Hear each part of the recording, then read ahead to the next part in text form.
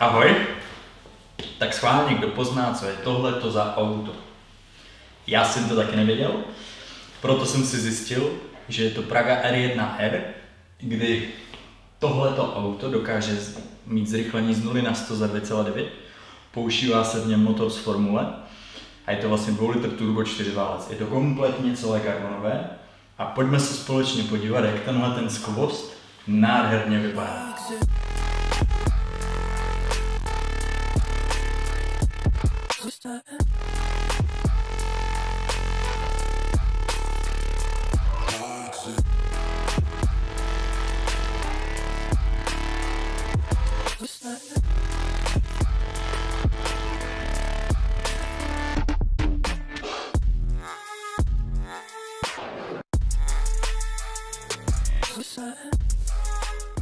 Paragrafku tady mám protože se bude kompletně celá lepit do folie. Myslím si, že mnohým z nás by se udělalo špatně z připlatku za tenhle ten full carbon vzhled.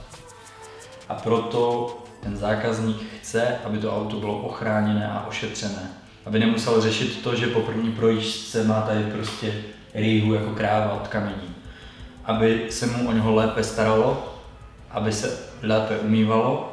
A další věc je, že od odletujících pneumatik, protože tady jsou sami sliky, máte všude na tom autě po těch bokách vlastně pneumatiky. A to sundání všech tady těch věcí z té folie jde mnohem líp, než kdyby tam ta folie nebyla. Takže pokud by měl někdo zájem o mé služby, leštění, keramické ochrany nebo PPF folie, najdete mě na sociálních sítích Vyleštěno.eu a klidně se ozvěte, ze vším vám poradím, pomůžu, není problém. Já jdu zase makat a vy se mějte hezky. Tak ahoj.